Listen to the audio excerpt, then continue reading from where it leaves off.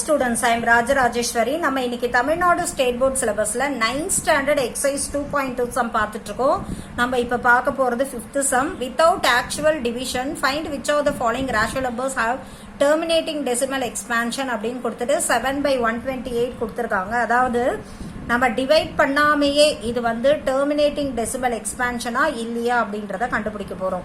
Divide பண்ணாம எப்படி கண்டுபிடிக்கலாம் அப்படின்னா, you have a formula for it. என்னன்னா, இப்ப கொடுத்திருக்க இந்த ரேஷனல் நம்பரை இப்ப மேல இருக்கிறது வந்து பி, கீழே இருக்கிறது கியூ அப்படின்னு எடுத்தீங்கன்னா, பி பை கியூ அப்படின்ற ரேஷனல் நம்பரை உங்களால B by 2m into 5n எழுத முடிந்தால், இந்த மாதிரி உங்களால எழுத முடியணும். அதாவது டினாமினேட்டரை 2m into 5n என்ற ஃபார்ம்ல உங்களால எழுத முடியணும்.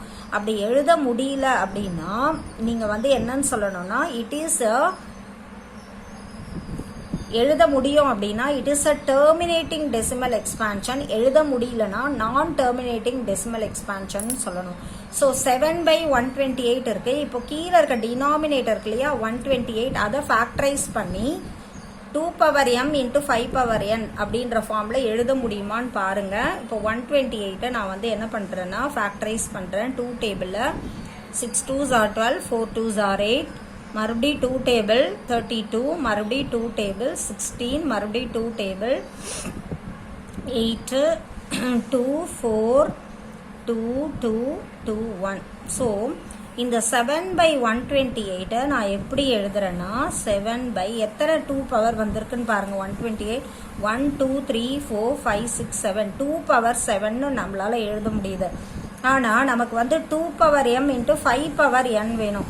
இந்த 5 பவரே இங்க வரல அப்படின்னா நம்ம என்ன செய்யணும், into 5 power 0ன்னு போட்டுக்கலாம். Because anything power 0 will give you the value 1. so 5 power 0 போடுறதுனால இதோட வேல்யூ மாற போறது. நீங்க 1 அப்படின்னு எழுதினாலும் உங்களுக்கு வந்து 2 power 7 into 1 அதே 2 power 7 தான் இருக்க போகுது.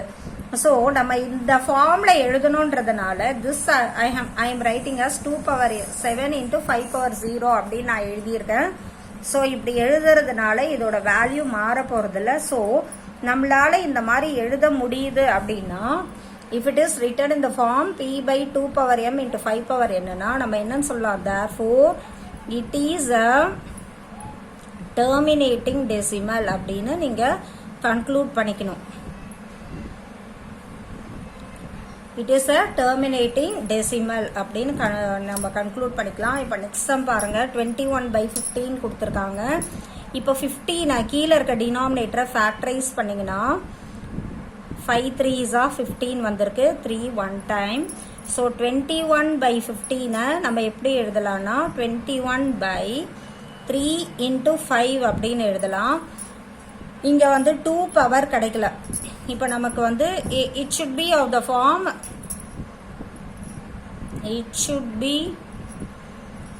the form, நமக்கு எப்படி கிடைக்கணும் ஆக்சுவலா, p by 2m into 5n கிடைக்கணும். 5 பவர் வந்திருக்கு, 2 பவர் நமக்கு கிடைக்கல. 2 power 0 கூட நம்ம போட்டுக்கலாம். பட் 3 வந்து எக்ஸ்ட்ரா வந்திருக்கு பாத்தீங்கன்னா, இந்த 3 வரக்கூடாது.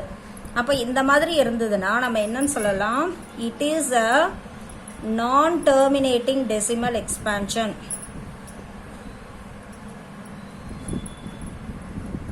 நான் terminating decimal expansion.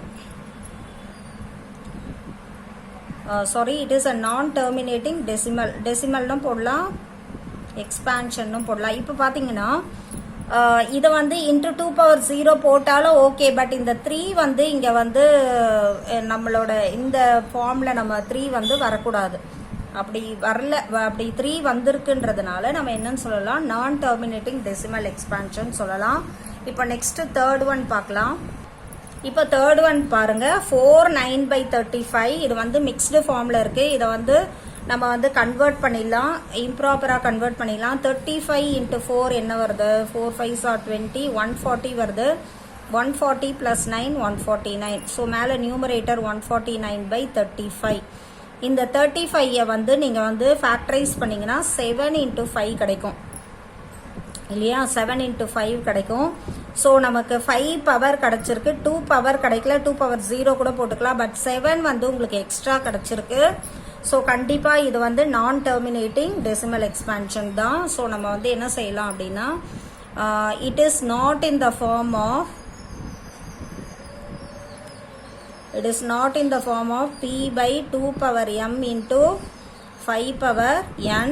Therefore, it is a non-terminating decimal expansion அப்படின்னு கன்க்ளூட் பண்ணிக்கோங்க. இது கண்டிப்பாக இது எழுதணும். p by 2 power m into 5 power n அப்படின்னு எழுதணும். ஸோ தேர்ட் சம் போட்டாச்சு. இப்போ ஃபோர்த் வாங்க. 219 டிவைட் பை 2200 அப்படின்னு கொடுத்துருக்காங்க. இப்போ 2200 நம்ம ஃபேக்டரைஸ் பண்ணலாம். 2 டேபிள் போட்டிங்கன்னா 1100. Again 2 table 5 2s are 10. 10 போச்சுன்னா மீதி வந்து 1 வரும். Again 5 2s are 10 0. 2 table 2 2s are 4. 4 15. 7 2s are 14. 10 5. So இது வந்து 275 5 டேபிள் தான் போகும். 5 5s are 25. 5 5s are 25. Again 5 table 11 5s are 55. 11 1. So வந்து 219 by 2200 நம்ம எப்படி எழுதலாம்னா 219 டிவைட் பை எத்தனை 2 இருக்கு 1 2 3 2 பவர் 3ன்னு எழுதலாம். எத்தனை 5 இருக்குன்னு பார்த்தீங்கன்னா 5 பவர் 2 இன்டூ 11. ஸோ 11 வந்து உங்களுக்கு எக்ஸ்ட்ரா கிடச்சிருக்கு. So it is not a terminating decimal. இது வந்து non-terminating decimal expansion. It is not in the form p by 2 power m into 5 power n.